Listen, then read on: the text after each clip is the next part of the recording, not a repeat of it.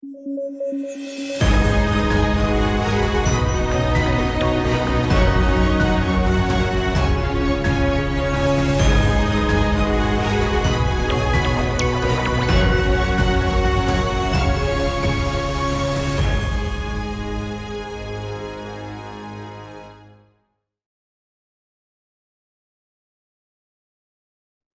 day, everyone, and welcome to yet another episode of the Strategy International podcast. In case this is your first time, Strategy International is a global think tank and consulting firm that brings together great minds from all over the world that discuss, analyze, exchange on different topics of global interest. And of course, you can visit www.strategyinternational.org to find out more of the beautiful work that is being done over there. Speaking of beautiful minds, we have another incredible guest on this episode again today. We have Dr. Najat AlSaied. She is an adjunct professor at the American University in the Emirates, specifically the College of Mass Media and Communications. She's a columnist at Ittihad and a columnist in the Arab News. She's an expert in communications, crisis media management, political media.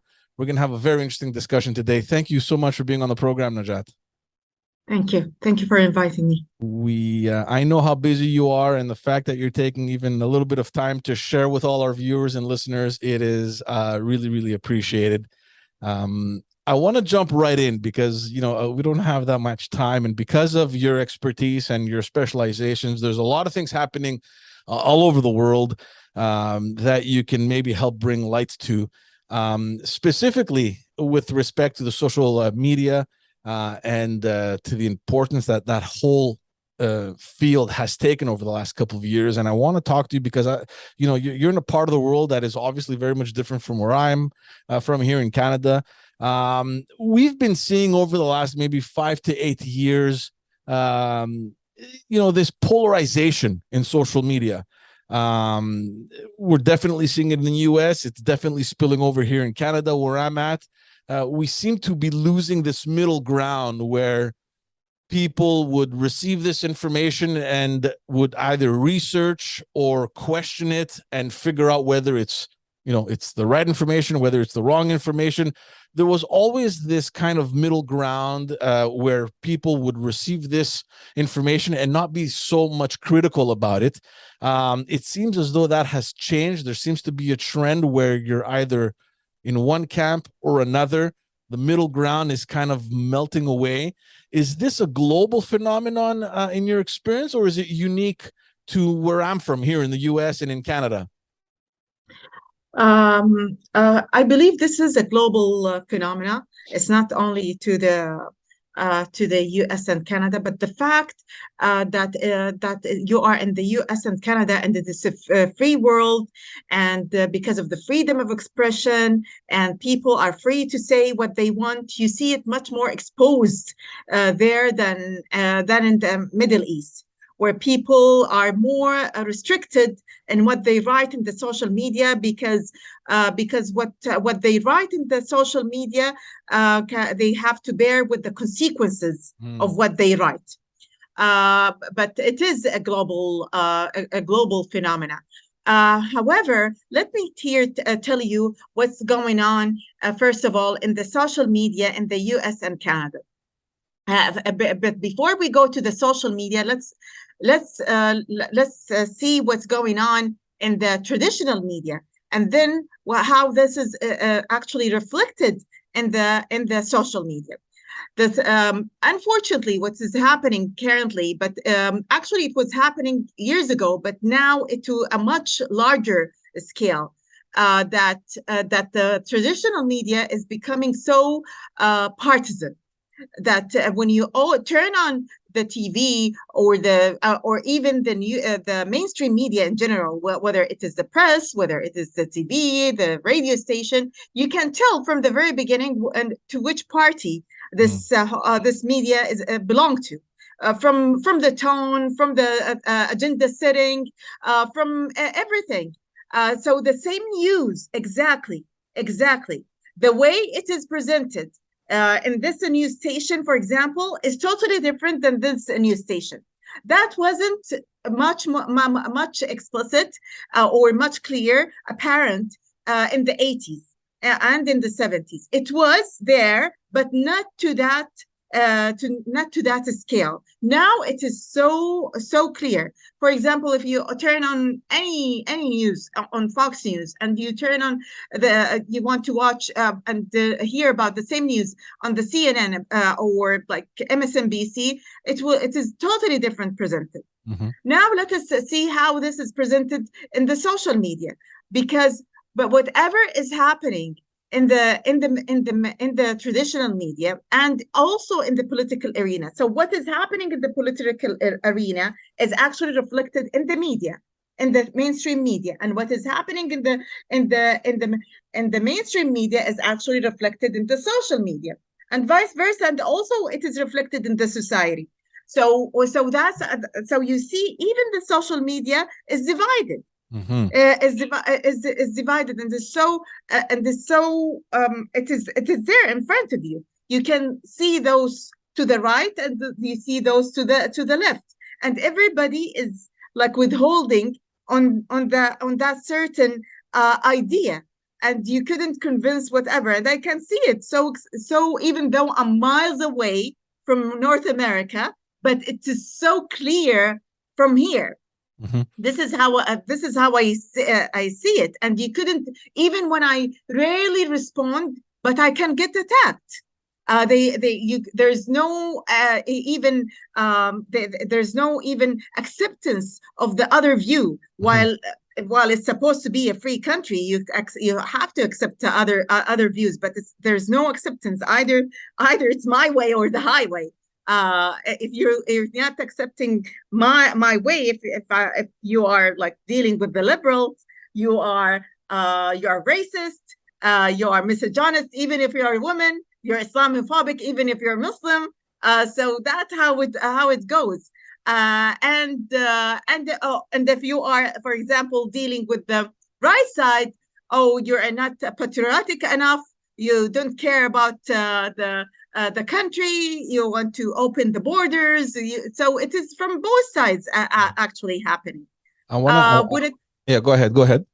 Yeah, when it comes to the Middle East, for example, especially after what is called the Arab Spring, it is also divided between those who are, I'm not going to call it liberal and Islamist, I'm going to call it like those who are against the Islamists, and those who are not to that extent. So for example, now even with the current issue of Sudan, okay, so people like pro Al Burhan, for example, and for example, and whoever is supporting him, which is mainly the Islamists or the Muslim Brotherhood, and those who are more with the civil rights and the other side. So it's also divided, but from another kind of perspective. So you see the division in both worlds, whether in the West or in the Middle East, in the East. So this is and it is reflected in the social media, unfortunately. I want to get to that, especially with the role that you have as a columnist, and the impact that can have on someone like yourself. But before that, I just want to go back to what you're saying with the media back in the 80s, and it's true. And I also have to say that the access to information is much more has increased much more. I remember when I was a kid, we only had a handful of stations that we can follow the news, and now it's available in the palm of your hands, right? And it's not necessarily a journalist. It could be somebody on the ground. Like, the information travels so much quicker, and perhaps that has something to do with it. But I wanna link that to the job that you do. Obviously, you're an academic. You're an author, but you also comment. You're a commentator. You're on the news quite often as well. How does that have an impact on you? I mean, do you have to keep in mind of all these things happening while you're engaging in this vocation, in this profession, or do you tell yourself, I'm here to give the information, to give my opinion, and whatever happens, happens? No, of course I have to keep that in mind, because I will never forget that I am academic. I am a researcher because my first job is not it's not a journalist. I'm an op-ed writer, and when I write as a researcher, not as a reporter or a journalist. I'm not here. What if your opinion goes against the mainstream trend? Well, it always goes against the mainstream trend. Most of the time it goes. That's why I'm not that I'm not favored to many. Right. But I have to put it, and I have to prove it, and I have to say why. I'm not here to satisfy people, and at the same time, I'm not here to widespread controversial ideas to get popular. I'm here to put ideas that are based on the theories that I put and the studies that I put, but I put it in an easy way for the public to understand. So basically, that's why I write for newspapers, in order to make whatever I write for my studies easy for the public to understand. So I write for both. So here, some people say, why you were so enthusiastic about the Abraham Accord.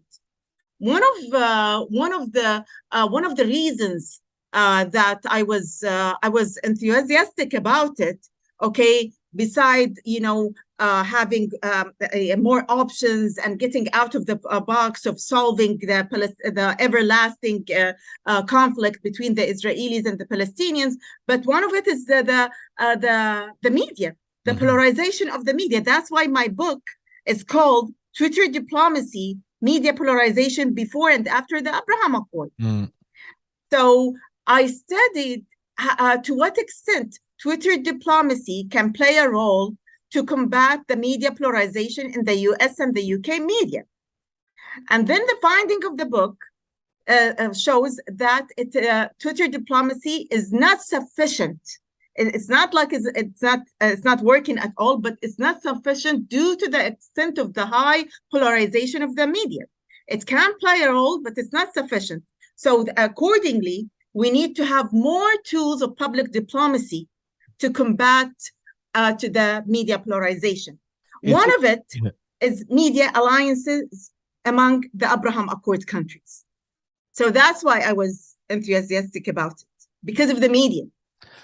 I want to come back to the region, because you also wrote an interesting article that I want to discuss with you in the Arab News, I think last week, the changing dynamics of global power. We're going to talk a little bit about that, but because you mentioned Twitter, and because you're a specialist in social media and in the politics of media, I want to ask, and maybe it's related to, even, I haven't read your book, but maybe there's a link to that as well. Ever since Elon Musk took over Twitter, there's been this uproar of either people that are for it or against it. You have a lot of personalities that have left the platform. Obviously, you don't follow the micro politics of what's happening here, but there's been some controversial elements, for example, in government-funded media in Canada and in the US, that Elon Musk put under the handle, like NPR, CBC Canada, for example, and he put government-funded media. And in Twitter's policy, government-funded media is described as a media that promotes government propaganda. In which case, it's not really accurate. I mean, every country in the world has state-funded media to promote local content, right? And in that content, obviously, there's the news content. But how do you see, the next months or the next years in Twitter with all these recent changes and decisions that tend to also be very polarized, that have made certain people flee the platform, other people adopt it, which have more, extremist views? How do you see this platform growing? Well, with the new principles of Twitter, like, for example, like the verification before, it's like once you are like celebrity that has like certain followers, you can get the verification. Now you have to pay the $8 fee in order to be verified. This is one of the things, and a lot of people, a lot of celebrities lost their verification due to that. One of the things that you have mentioned now, some people who were blocked were expecting to be unblocked, but they haven't got that. So a lot of people were like adopting the look. Any change that happens over a sudden, it will take time to get adopted, because Twitter was like this for Twitter was launched since 2006, and since 2006 it was like this. Elon Musk, when he was like, when he was in charge, he was like in charge like what just recently. In order to people to get adapted to that will take time. Some people will like it, will love it, because he put people, he make like kind of equity. Some people see it like this. Some people know they lost the privilege that they had before. So it will take time to get adopted. So he himself will gain more experience, because even though you are like you have experience in the social media, but when you are in charge of that, it's different, and we will see more and more changes with that, and and he will learn from his mistakes until he will fix it to the right track. But it won't get like this from the first time. He will do mistakes. Some people, and he will do some good things. Some people will like it. Some people will dislike it. Whoever get it into their favors will like it. Who will, and the others who will not get it into their favors will dislike it. But the main thing, everything should be worked strategically. If nothing should be haphazardly. If things will be working through strategic communication, and not haphazardly, and through strategic communication, and through really through business minded, and at the end it will be successful. Mm-hmm. But and it shouldn't be under one man decision, of course. But at the end that will be successful. But so far until now, people love it, especially those who are into politics and to government. It is still number one usage to politics and government and diplomats. That's why I use it for my book, because it was basically for government leaders and political leaders and diplomats. So definitely until now, there's no other social media platform competitor to Twitter for government, for political leaders and diplomats, and other government agencies. So that's why it doesn't have a competitor so far. And so as long as you don't have competitor, you're the winner so far. Well, it's definitely my source. I'm very often on Twitter. It's the most rapid way for me to get access to my news. And I'm just curious to see how it will develop. Let's get on to that article, because there's a lot of very interesting content in this article. You touch a lot on recent happenings all over the world, where we see the shift in global influence, and in the countries that are getting that influence, specifically US and China. You reference in this article a recent lecture that was given by William Burns, who's the director of the CIA, during which he accepted the fact that the US is kind of losing a little bit its global influence to China. And you say that, the global stage is no longer dominated solely by the US. And I was just curious, was this ever the case? Was the US always kind of this sole influence globally, or was there always this counterbalance? Well, it was always, especially after the collapse of the Soviet Union, it was the sole power and the superpower. Now, as we can see, it is more shifting. The paradigm is shifting to multipolar world, as you see now. And the US itself said it's going to move to the region. So there's a space now when a big power like the US said, I'm going to be shifting and moving from the region, there's going to be a space here. It's going to be vacant. And who's going to fill this space? Definitely another superpower or another power. I'm not going to say superpower like China, emerging power. Okay, so it filled the space. Now, as we see, the U.S. is so much occupied with the war in the crisis in Ukraine. Yeah.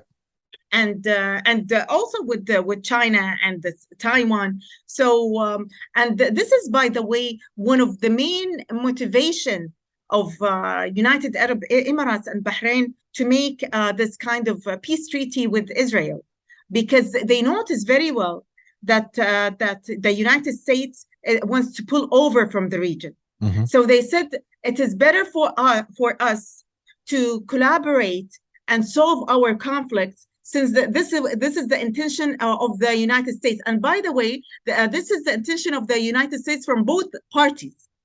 The Democrats and the Republican wants to move and shift from the region, and they want to focus on other continents and other regions.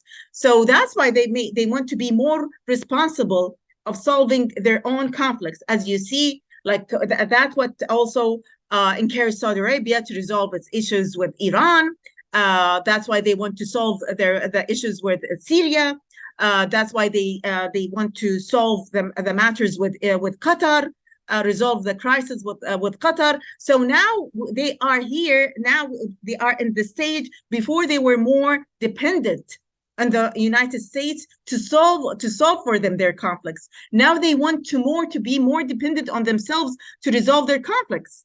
Mm-hmm. So otherwise they will be in eternal conflicts forever, and that will be chaotic. Especially the Arab Gulf countries are countries that into development, into their prosperity of their people, being in continuous conflicts that will withdraw them back economically and financially, and they're not into that.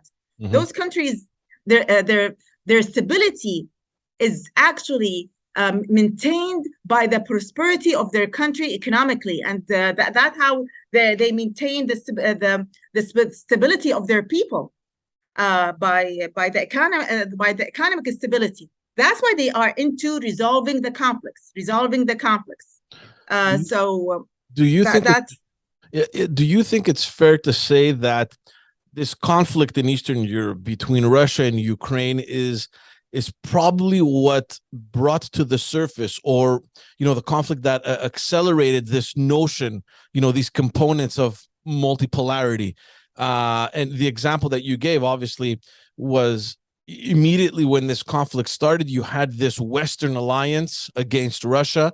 And then we started seeing countries that didn't really take a position, or maybe until recently, and their position was always in their self-interest. Why should we follow the West? Why should we follow Russia? We're going to follow what our own interests are. And that was the position that India took, for example, the position that Brazil took. Obviously, we know the position China took. We've been following recently the different meetings that have been held between, the Russian President Vladimir Putin. And we're going to talk a little bit with the French president as well, because that's interesting. Turkey also in the region is trying to attempt its own influence. Do you think it's fair to say that conflict, aside from the fact that it unbalanced so many things worldwide, it brought to the surface this notion of multipolarity, where now we're aware that where countries are positioned with respect to the alliances that they've made? Definitely yes, because actually, personally, through the analysis that I have written in many articles and many studies, I myself was honestly surprised, because when the Biden administration came, the first thing that they said, they're going to be using the maximum diplomacy and the maximum soft power, which is the opposite to the Trump administration that used the maximum pressure, especially towards Iran. Mm-hmm. So you expect that an administration that is saying that even before winning the election, to use all their diplomatic tools before starting a war or encouraging for a war. Most of the countries in the region here, and I believe even the countries in the East, including India, including even Latin countries like Brazil and others, and some of them have were explicit. Some of them didn't even it didn't even mention that explicitly. They didn't see the U.S. used, especially this administration. I'm not going to say the U.S. In general. Used all its diplomatic tools to prevent this war. Mm-hmm. You said from the beginning, I want to use the diplomatic pressure. I want to use the maximum diplomacy. Show us the maximum diplomacy to prevent this war. We just finished from COVID-19, for God's sake. Mm-hmm. The world is in pain economically. So you have to use all your maximum diplomatic tools to prevent this war. Has the U.S. used all its diplomatic tools to prevent all its diplomatic tools to prevent this war? A lot of countries didn't see that. A lot. Well, so that's why they are reluctant to join this war, because they see it could be preventable. Especially, as I said, the whole countries were affected by the COVID-19 economically. They don't want to go through other kind of war, to damage them economically even more. And look what happened. Even the European countries couldn't stand it. We saw what happened. Even the attitude of the reaction of the French president. He himself went to China asking for help to stop this war. The European couldn't handle it. They are asking to stop this war. If the Europeans are asking the Chinese to stop it, and they're considered like almost rivals to China, so how they can blame Arab countries or the Gulf or India or Brazil, of not joining or being reluctant?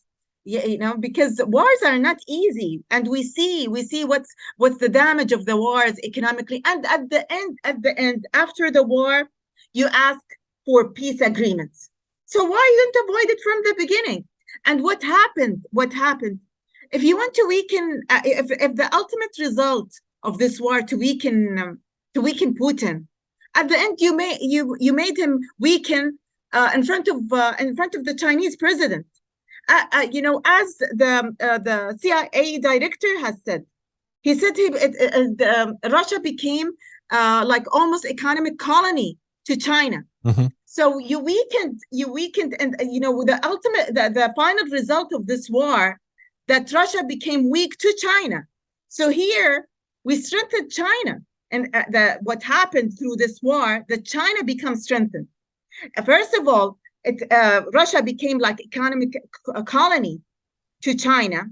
Secondly, as you see, China has shifted from economic power to diplomatic and political power. China was never a political mediator.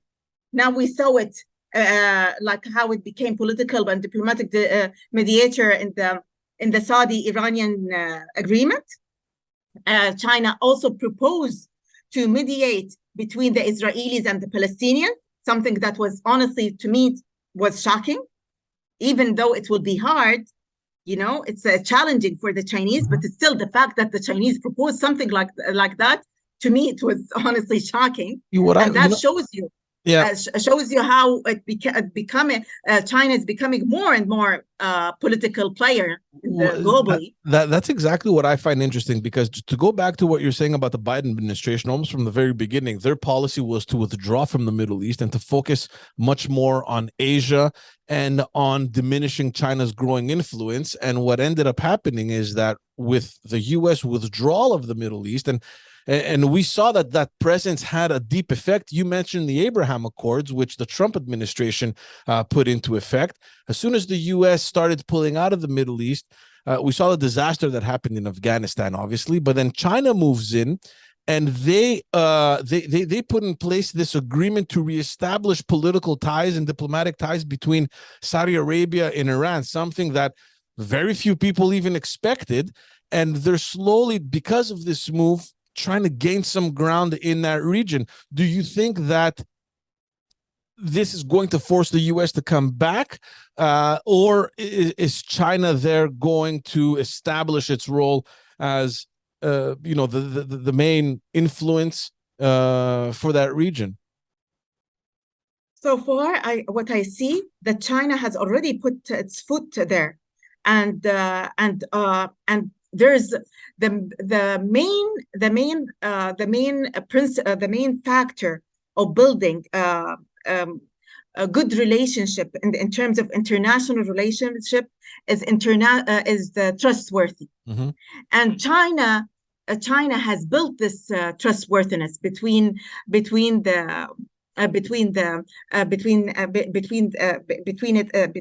China and the Arab world, specifically the Arab Gulf countries. So honestly, in this agreement between Iran and Saudi Arabia, to me, what is really fascinating here is not the agreement between Saudi Arabia and Iran as much as the mediator, China.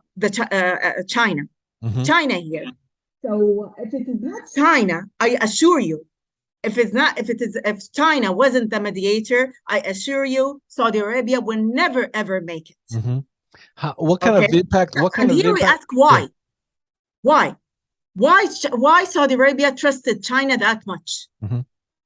Okay, because of the principles that China would hold as integrity, as non-aggression, non-violence, as non-interference in the internal affairs. This is very important. As being pragmatic, not ideologue. This is all of these are very important principles of a country to withhold. So that's why they gained the trust of the Arab Gulf countries. On the top of it is Saudi Arabia. Mm-hmm. That's why Saudi Arabia was encouraged to make this agreement, even though regardless of all the conflicts between Saudi Arabia and Iran, but because of China is in the middle, they trusted to go forward and make this deal. The other thing I want to highlight here, what damaged the foreign policy of the United States, okay, and I keep saying that over and over again in my articles, in my studies, in my book, I said, please, please, please, the United States have to be careful about that. The lack of consistency in the foreign policy will damage any foreign policy in any country. If you compare the foreign policy of China comparing to the United States, China is always consistent in its foreign policy. While in the US, you see, for example, the previous Trump administration has certain foreign policy, then the Biden administration has another foreign policy. And before before the Trump administration, the Biden administration has. One is pro-Islamist, one is against the Islamists, one is pro the Iranian deal, one is against the Iranian deal. So how come as a country will put my hand with you? I might make an agreement now, and maybe another administration will come after 4 years and will change everything. So that will shake the trust, and accordingly, it's not reliable relationship. Mm-hmm. Well, obviously, and this is very dangerous. Obviously, very dangerous. Yeah, obviously the changes in my opinion, obviously the changes in American diplomacy have a direct relation to the fact that there's, democratically elected governments every 4 years or every 8 years, which isn't necessarily the case for China. So it's very easy to talk about China maintaining a consistency in its policy when it's coming from, the same kind of government versus the US that has governments on rotation, whether it's Republicans or Democrats. Misunderstand me, George. I'm not here being anti-democracy. I'm not here pro the Chinese system. I'm here. What I say. There must be bipartisan agreement, especially to foreign policy, especially to turmoil region like the Middle East. No, You 100%. couldn't, Mhm. yeah. Like I saw it myself when I visited the United States. I visited a lot of governmental agencies. I visited universities. I visited the Congress. I visited many places. A lot want just to make the Abraham Accord fail. They want the Abraham Accord to fail only because it is done by the Trump administration. Right. They reach to that point. But tell me something, What Najat. What happens? What happens now in the region? Because I saw the Abraham Accords as a success as well, but with China coming in now and initiating this, I mean, we don't know where it's going to lead, right? I mean, we're still at the very early stages between Saudi Arabia and Iran, and we're only talking to the level of reestablishing diplomatic ties. So we don't know where it's going to go. But do you think that that's going to have a direct impact on the Abraham Accords? Do you think that's going to clash? what will clash? The Abraham Accord now? No, the U.S. The Abraham Accords versus the very recent agreement between Iran and Saudi Arabia. Do you think those are two forces that are going to clash? Well, that's what I keep saying to a lot of Israeli officials, even in my last interview in my last contribution to I-24, just yesterday. The problem when it comes to peace agreement with Saudi Arabia specifically, there is nothing, at all related with Iran. Iran is not revolved around that at all. Whether there's an agreement, no agreement, whether there's a peace agreement with Iran, whether there's conflict with Iran, the Abraham Accord or the peace agreement, between Saudi Arabia and Israel, Iran is not related to that at all. Saudi Arabia is so clear about that. It's saying over and over again through the foreign ministry. Its foreign ministry is saying no peace agreement at all without the two-state solution. Mm-hmm. So resolve your issue with the Palestinians, and I will do with you the agreement. Before that, I will never do the agreement. It is very clear. We want to go back to the agreement of the 2002 agreement, okay, of the two-state solution. And once this is resolved, I will make with you agreement. Other than that, no. So don't put Iran in the middle. Whether there's an agreement with Iran, whether there's a conflict with Iran, Iran is not revolved around that at all. Mm-hmm. So that's why I was surprised. It's puzzling with me why they're putting Iran in the middle here. So it doesn't matter, even if we have war with Iran, still there's not going to be agreement without resolving the Palestinian-Israeli issue. Right. This is number one. And Saudi Arabia was so clear about it. So that's the main thing. I want to talk to you a little bit about the French president. He visited China, and then to many people's surprise, he came out of that meeting stating that Europe needs to distance itself from the U.S. and to be, maybe not distance itself from the U.S., but to be solely dependent on the U.S., and that Europe needs to become more sovereign in its decisions rather than to rely exclusively on the U.S. How do you see that? What are your thoughts on that? And to many that was a surprised statement, but in your article you write that there seem to be many other European nations that seem to be aligned with that mentality, with that statement. Honestly, I was expecting that from day one. Mm-hmm. The first question that I asked, what the Europeans are gaining out of that? Mm-hmm. I was expecting that, because when you are dealing with this is ABC international relations, you have to depend on mutual interest. Look, I am American. I'm dual citizen. I'm American Saudi, and the United States is I care about the United States. I care about its interests, but I also want the United States to develop a good foreign policy. Okay. There must be, good foreign policy that maintain the interests of the United States and the interests of the other countries, including the Europeans. When my economy is sinking, and the oil prices are getting high, and I have people that are protesting, especially that European countries are democratic countries. They couldn't shut up the people over there. The taxes are getting high, the prices, the food prices are high, the lack of employment because of the impact of the war. So what I'm gaining, this is the impact of the wrong decision. I am here collaborating with you. I worked with you, but things are not working well. So accordingly, if I'm not developing good strategy that care about my interests and your interests, then after that I will seek for my own autonomy. Mm-hmm. That's why I was expecting somebody from the European Union to say something like this. So it was something expected. So that's why the whole war issue should be calculated in a much more sophisticated way from the very beginning. That's how I see it. Building mutual interests. When you go to something like this, you have to calculate it very, very punctually from every angle, because if you miscalculate it, you will end up with such result like this. Of course, it remains to be seen what kind of impact China could have, especially in Europe. But if we look carefully to China's positioning, we saw what they did with Russia. I mean, they're holding pretty much they're at an advantage position over here. We just spoke about their influence now in the Middle East, where they pretty much took over, if you want, from the U.S. influence.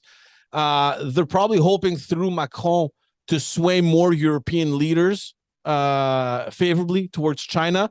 Let's not forget that over the last 10 to 15 years, China has increased their investments in Europe and has become a very valuable economic partner as well.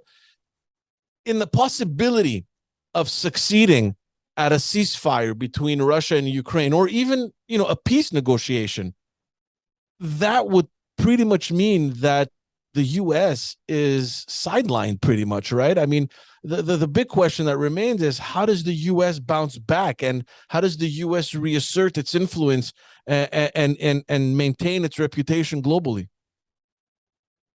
Well,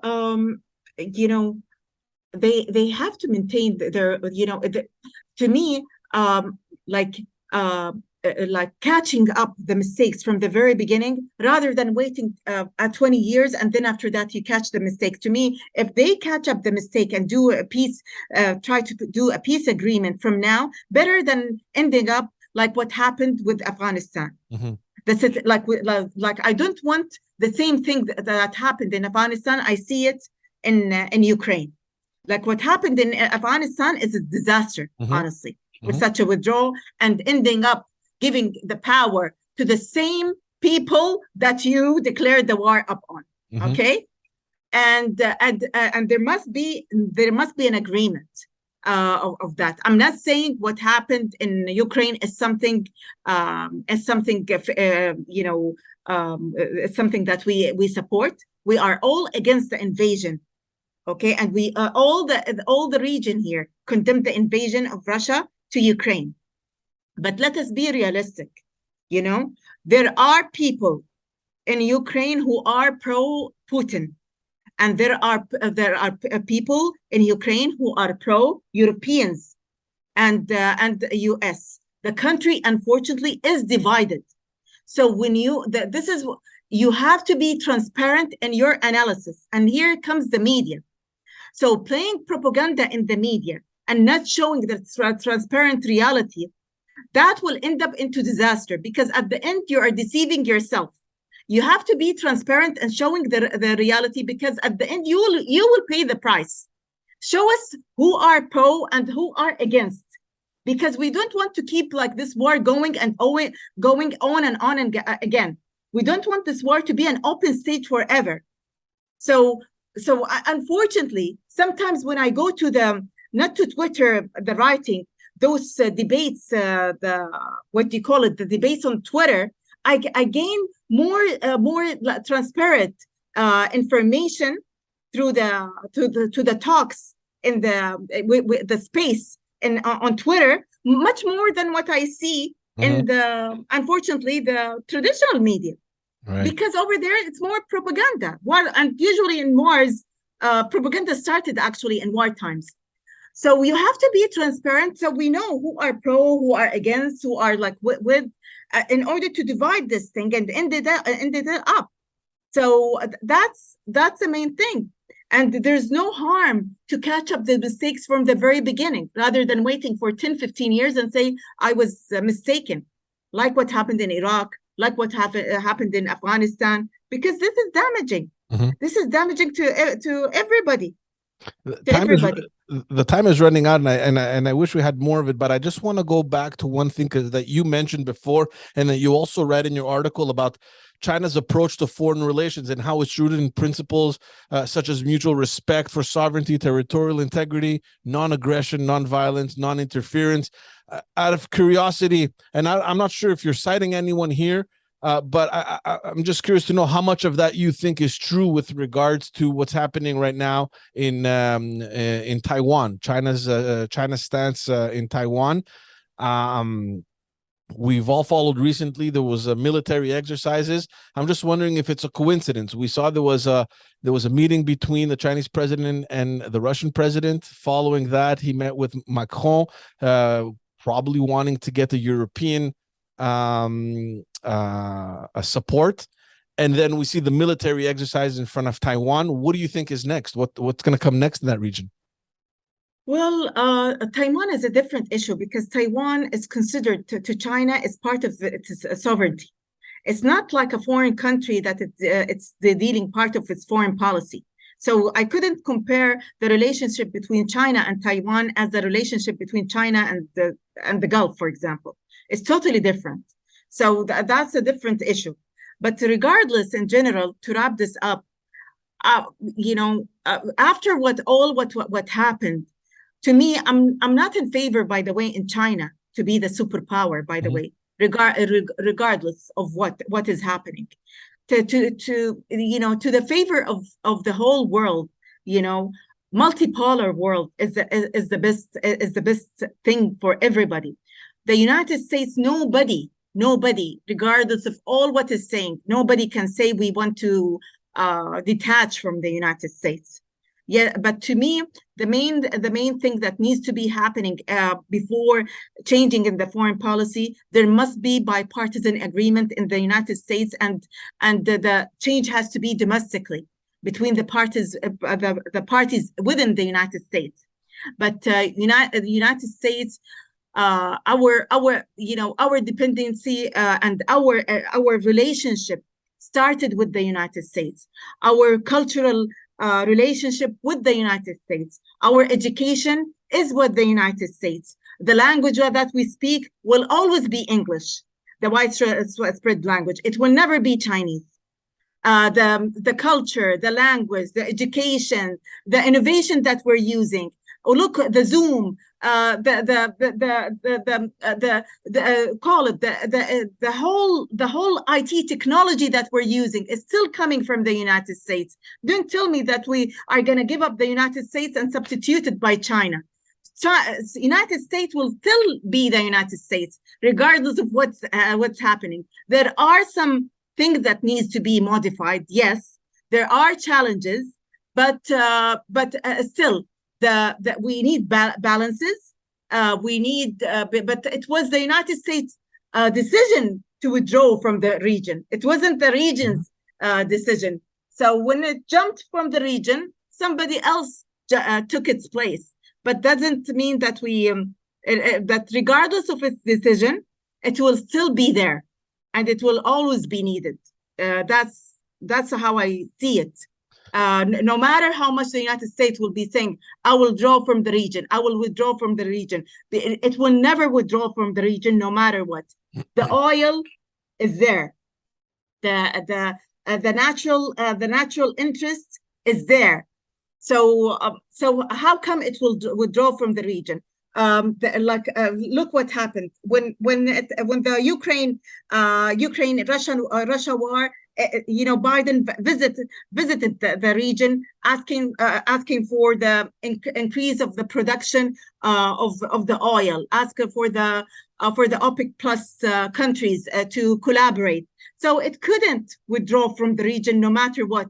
If it is not for the political purpose, it is for the economic purpose. Mhm. So it is not realistic to say it's going to withdraw from the region. I want to remind everyone your latest book, Twitter Diplomacy, Media Polarization Before and After the Abraham Accords. Dr. AlSaied, thank you so much for coming on. Just before we leave, is there anything that you're currently working on or anywhere where people can follow you in order to keep updated on the beautiful things that you're doing? They